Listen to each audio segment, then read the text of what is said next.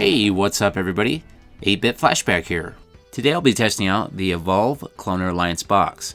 This is a video capture device that has some pretty cool features, such as PC-free recording, dual HDMI inputs, and you can even plug in your older composite output devices with the AV input. So let's go ahead and take a look at what's inside the box. Here is the power supply. This is 5V 2 amp. It also comes with a remote that's powered by 2 AAA batteries.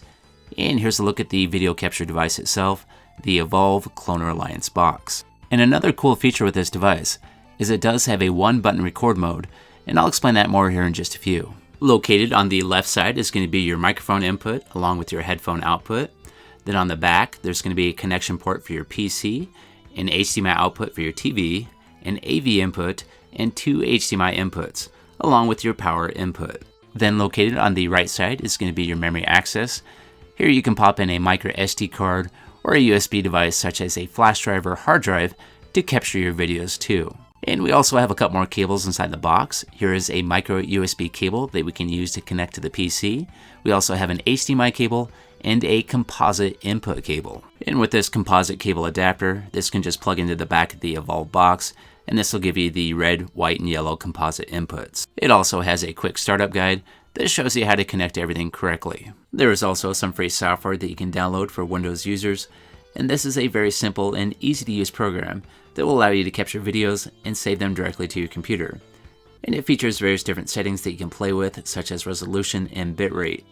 The Evolve is capable of recording in 720p 60 frames per second or 1080p 30 frames per second, and is compatible with quite a few different input resolutions. Okay, it's time for some testing. So I have 2 different HDMI inputs plugged in. On port 1, I have my Sega Dreamcast plugged in. Then on port 2, I have my X15 Pow Kiddy handheld console plugged in. And currently right now I'm using the PC mode, so I have this hooked up to my computer, and it's displaying on my computer screen and my TV screen at the same time. Now if I push the source button, that will switch the source to HDMI 1, which will be my Sega Dreamcast, and that'll start displaying on both my computer and my TV at the same time. And just to let you know, there is a small delay with the capture footage when displayed on the computer screen, but when this is hooked up to your TV, it will be displayed in real time. Now let's take a look at some gameplay capture from my Sega Dreamcast playing Sega Rally using a Hyperkin HD cable.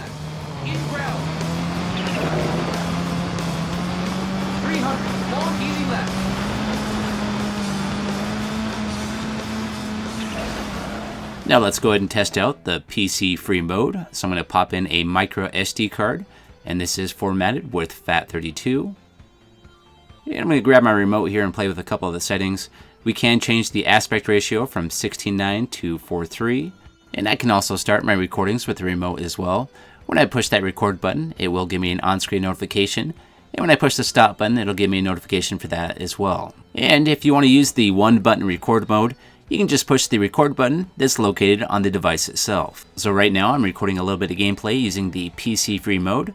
Once I'm done, I can just stop that recording, then eject the micro SD card and pop that into my PC and play back those files. And depending on what mode you choose to record in, the files will either be in a 720p MP4 format or a 1080p MP4 format.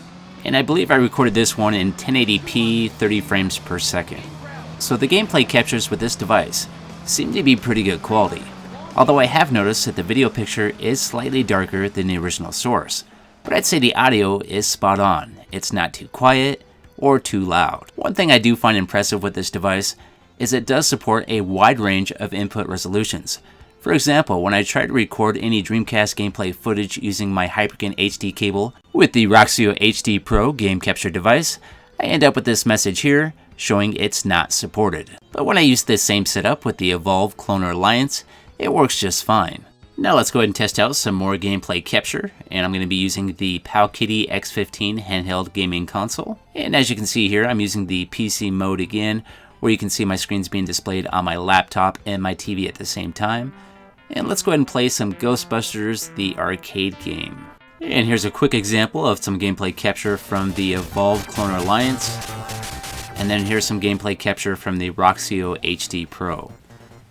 And as you can see with the Roxio HD Pro, it is a little bit brighter picture, but that sound is a little bit quieter. Now let's go back to the Evolve Cloner Alliance capture. And as you can hear, it does sound a little bit better. Now let's go ahead and try Batman, the arcade game. And this is a gameplay capture using the Evolve Cloner Alliance.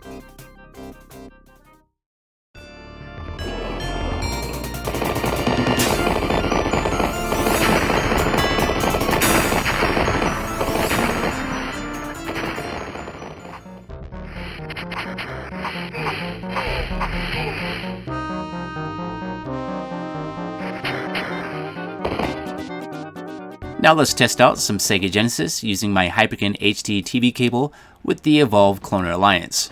And this is the Lost Vikings.